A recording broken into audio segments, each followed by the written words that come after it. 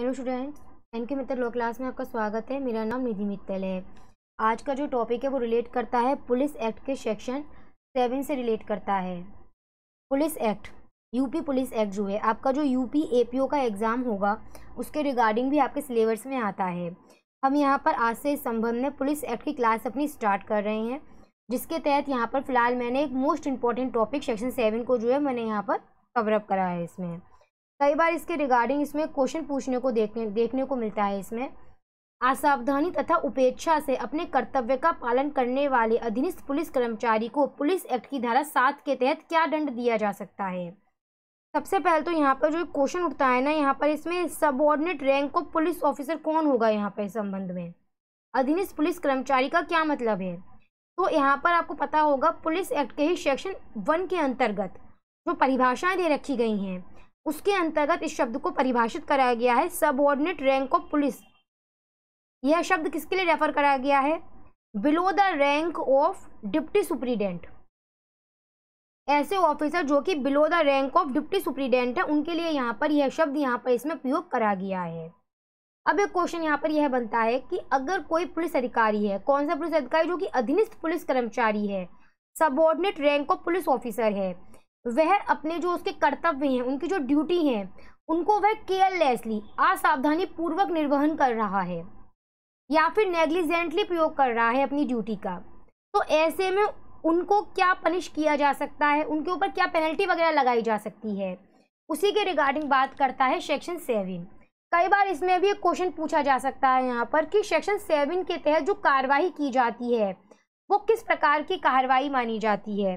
तो सेक्शन 7 के अंतर्गत जो कार्रवाई की जाती है वो विभागीय कार्रवाई यानी कि डिपार्टमेंटल प्रोसीजर मानी जाती है।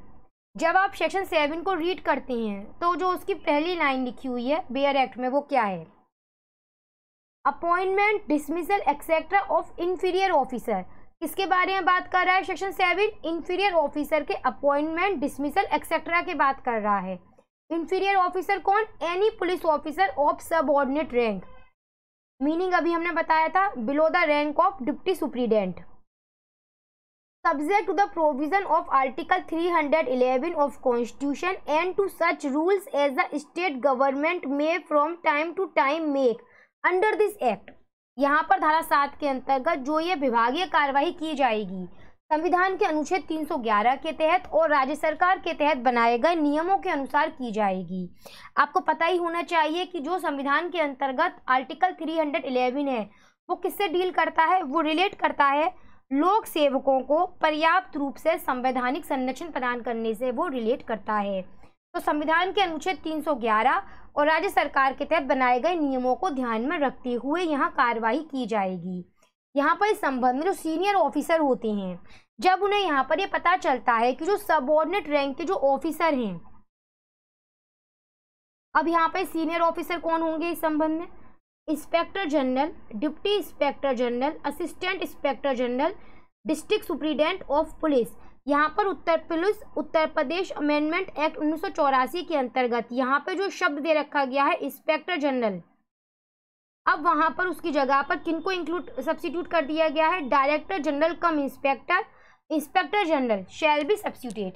तो यहाँ पर जो सीनियर ऑफिसर होते हैं जिनके नाम यहाँ प्रस्तुत करे गए हैं, जब इनको पता चलता है कि जो उनके सबऑर्डिनेट रैंक के जो ऑफिसर हैं उनके द्वारा अपने काम में शिथिलता करी जा रही है, वो अपनी ड्यूटी को नेग्लिजेंटली कर रहे हैं या फिर वो अपनी ड्यूटी को निर्वहन करने में अनफिट हो चुके हैं, तो यहाँ इस संबंध में यह जो ऑफिसर बताए गए हैं इंस्पेक्टर जनरल, जिसमें अब हम डायरेक्टर जनरल कम इंस्पेक्टर जनरल भी इंक्लूड कर रहे हैं, deputy inspector general, assistant inspector general, district superintendent of police, उनको यह राइट आ जाता है कि वो ऐसे सबऑर्डिनेट रैंक ऑफिसर को जिनके बारे में पता चलता है कि वो अपने ऐसे सबऑर्डिनेट रैंक ऑफिसर जो अपने कामों को करने में रैमिश शिथिल हो चुके हैं, नेग्लिजेंसी बरत रहे हैं अपनी ड्यूटी को फुलफिल करने में या फिर अनफिट हो चुके हैं, उनको उनके पद से डिसमिस या सस्पेंड या फिर रिड्यूस भी किया जा सकता है।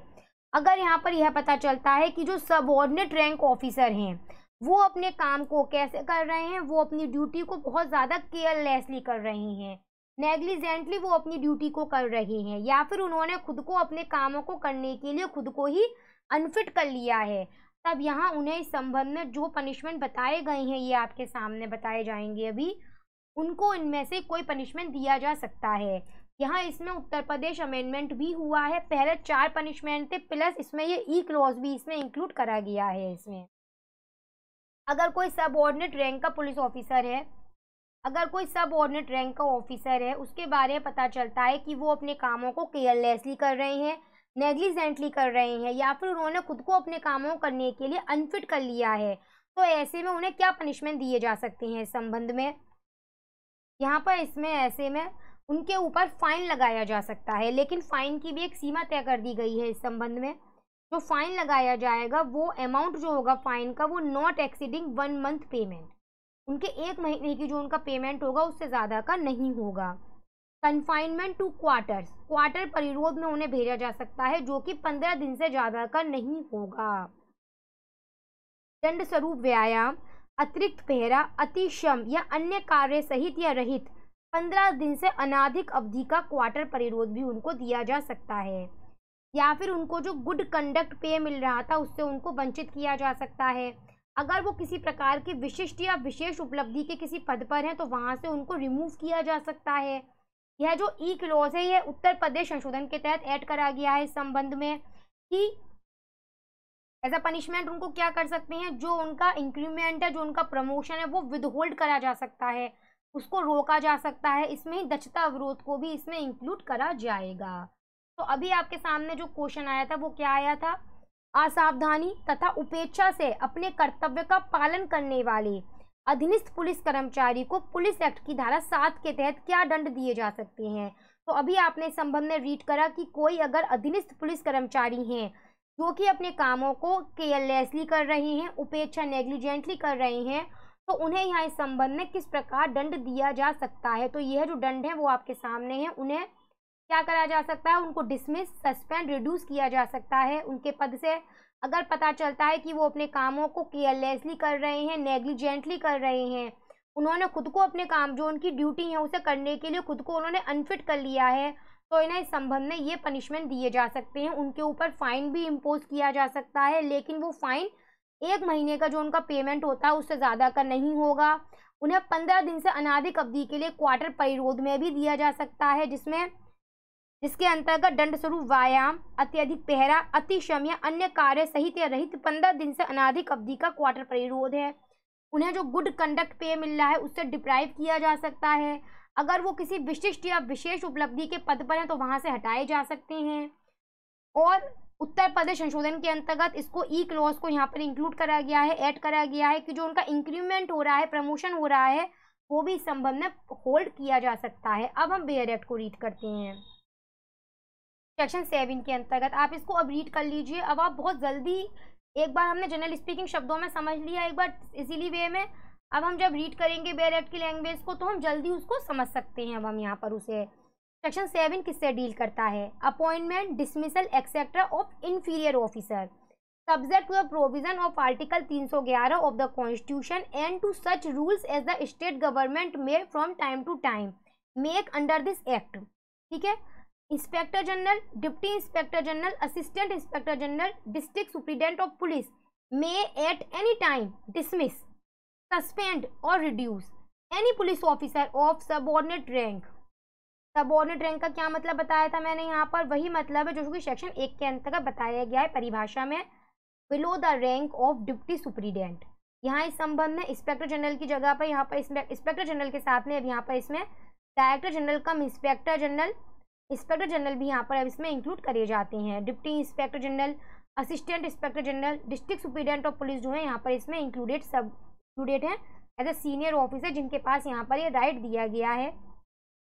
किस बात का राइट दिया गया है उन्हें, कि वो किसी भी police officer of subordinate rank को सस्पेंड, रिड्यूस या डिसमिस कर सकते हैं। पर ऐसा वो कब कर सकते हैं, जब उनको लगता है कि जो पुलिस ऑफिसर सबऑर्डिनेट रैंक का है वो अपने कामों करने में रेमिश है, शिथिल हो चुका है, नेग्लिजेंटली अपनी ड्यूटी को कर रहा है, या फिर अनफिट हो चुका है ड्यूटी करने में, या फिर मे अवॉर्ड एनी वन और मोर फॉलोइंग पनिशमेंट, या फिर उनको वह पनिशमेंट, ये वाले जो पनिशमेंट बताए गए थे ये पनिशमेंट भी दिए जा सकते हैं। कब दिए जाएंगे ये पनिशमेंट? जब यहाँ पर ये पता चलता है कि जो police officer of subordinate rank है वो अपनी ड्यूटी को बहुत ही केयरलेस तरीके से कर रहा है, नेग्लिजेंटली मैनर में कर रहा है, या फिर उसने खुद को ही अपने कामों को करने के लिए अनफिट कर लिया है। तो ऐसी कंडीशन में उनको यहाँ पर इस संबंध में यह पनिशमेंट भी दिए जा सकते हैं। हिंदी में सुन लीजिए अगर आप चाहें तो एक बार इसे पूरा।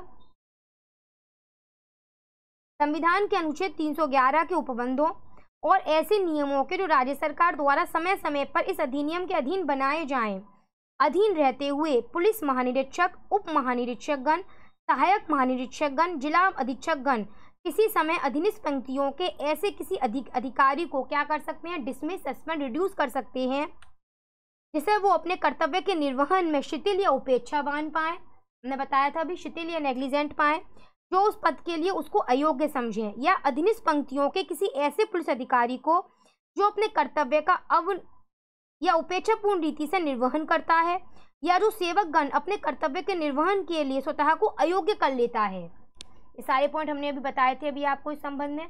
उनको इस संबंध में यह पनिशमेंट दिए जा सकती है, उनके ऊपर फाइन लगाया जा सकता है, जो कि एक टाइम लिमिट बता दी गई है। फाइन भी कितना नहीं होगा, ज़्यादा से ज़्यादा कन्फाइनमेंट में क्वार्टर पैरोल में भेजा जा सकता है, जो कि कितना नहीं होगा, 15 दिन से ज़्यादा का नहीं माना जाएगा इस संबंध में। उनको गुड कंडक्ट पे अगर मिल रहा है तो उसको डिप्राइव किया जा सकता है, उनको रिमूव भी किया जा सकता है अगर वो किसी विशेष या विशिष्ट उपलब्धि के किसी पद पर हैं, और उत्तर प्रदेश अमेंडमेंट के तहत उनका जो इंक्रीमेंट और जो प्रमोशन है उसको वहाँ पे संबंध में विदहोल्ड भी किया जा सकता है। तो मैं उम्मीद करती हूँ कि सबसे पहले जब हमने इसको जनरल वे में, इजीली वे में पहले हमने जब एक बार समझ लिया इसको, उसके बाद जब हमने बेयर एक्ट को रीड करा तो हम जल्दी इसको समझ पाए हैं। फिलहाल तो आपसे यही रिक्वेस्ट है कि आप मुझे कमेंट बॉक्स में बताइएगा कि हमारी तरफ से जो एक क्लास स्टार्ट करी गई है पुलिस एक्ट की मोस्ट इंपॉर्टेंट सेक्शंस की मैंने क्लास स्टार्ट करी है, इसमें आपके लिए कितनी फ़ायदेमंद रही। आप मुझे कमेंट बॉक्स में इसका ज़रूर आंसर बताइएगा। जहाँ तक मैं अपनी तरफ से आपको अच्छी तरह से समझा पाई, वहाँ तक मैंने आपको इसको समझाने की कोशिश करी है। और आप मुझे बताइएगा कमेंट बॉक्स में क्लास आपको कैसी लगी। इसी के साथ मैं अपनी क्लास यहाँ पर कंप्लीट